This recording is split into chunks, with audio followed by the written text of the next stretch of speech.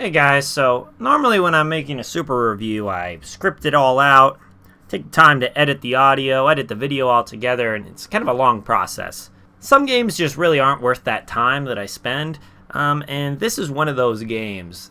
I don't mean that to sound rude, even though it just sounded very, very rude, but it's a quick game, it's very short, and it's called Omno. Omno is made by, one second, let me look it up, Studio Inky Fox, which I think, based off of the credits of the game, is pretty much just one person. It was kickstarted, and it's a relatively short, relatively quick indie game. It's a third-person adventure, platformer, puzzle type game. It's available on the Epic Store, Steam, Xbox One, PlayStation 4, and where I played it was Game Pass, and you can get on Nintendo Switch too if you really care about that, I guess. You can probably hear my dog barking in the background too. He's a real cool guy. Omno is kind of an aesthetic experience. It's kind of going for one of those ethereal, nature-driven, indie adventure exploring kind of games. It reminds me a lot of Journey. Even though I never actually played Journey, I've seen it enough to know that Omno was probably kind of directly inspired by Journey. You travel through several different biomes, which is a word I only know because of Minecraft. Did I even say that right? Binomes? What? Anyway, you travel through several different sort of sets of nature. You got the snow levels, the desert levels, the levels where you're up in the air. And in every level you discover different animals and different structures, all on this journey to find the light path or something along those lines. There's no real storyline within the game. It's all basically like very vague, I guess, journal entries or these little journal cubes that are left behind by somebody who went before you. There's this unseen force called the light that resides within every single animal and even rocks and plants and things like that you use to travel throughout the world. It's basically the Force from Star Wars, if I'm being totally honest with you, without the midichlorians, I guess. The people who came before you were driven by the light. The staff bearers are the people who can harness the light and use it to travel and to do all sorts of crazy things like surf and fly and, I don't know, all these different sort of power-ups that you gain throughout the game.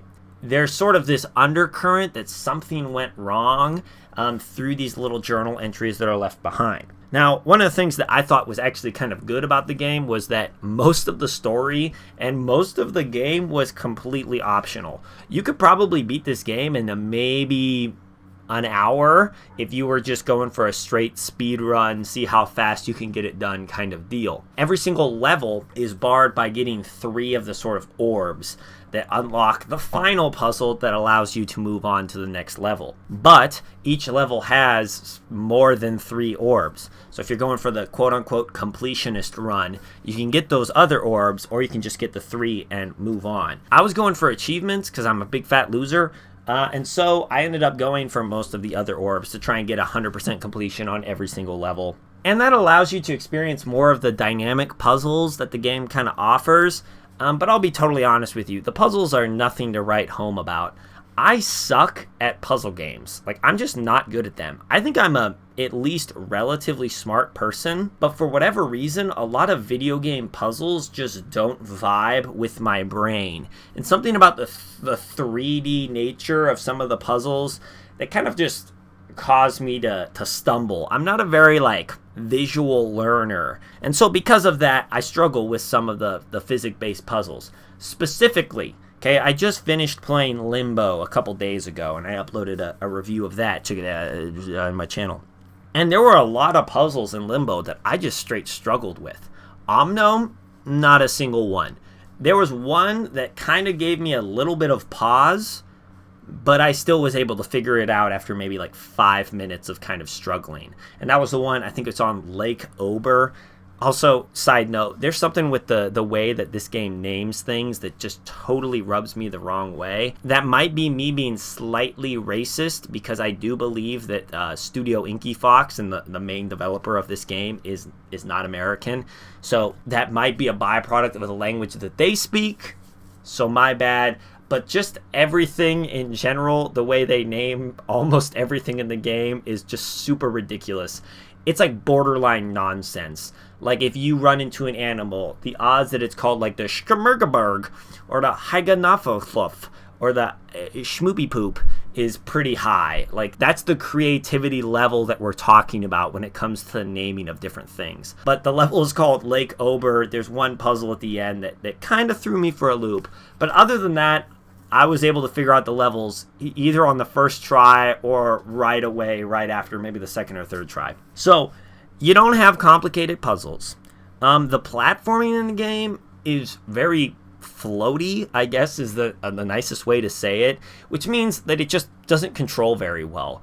There's not a lot of different points where you need super precise jumps or super precise timing, but there are a couple puzzles that do require that, and they were really frustrating because the controls are kind of ass. Your character does not go where you want him to go. There's a dash ability that you get relatively early on in the game, and when you get that dash ability, where you're gonna go and where you're gonna stop after you dash is like wildly unpredictable, and so that can be a little frustrating. It didn't cause me too many problems. It was enough at a couple points for me to be like, yo, fuck this game. So the controls aren't very good, the puzzles aren't very good, and then we got the visuals. There were a couple points where I thought, oh, the visuals look like kind of nice at some points. Some of the animals I think were interesting to look at. There's a big blue dragon lizard looking thing with deer horns that I thought was cool. There's like big buffalo looking animals that I thought were fun. But you as a character and most of the landscape is very, very rudimentary.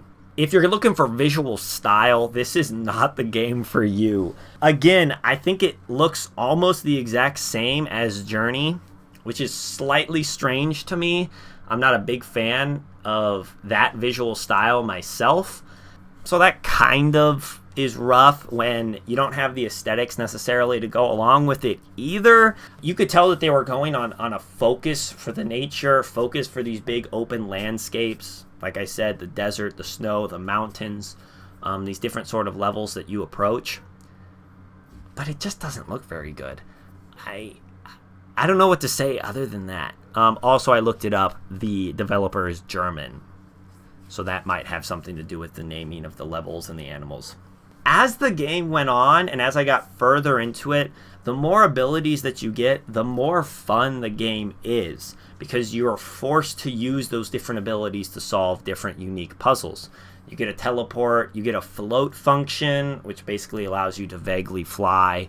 You get a surf function, which is probably the most fun the whole game has to offer, which you carry a staff around the whole time, which also ties into the thematic sort of following of these staff bearers.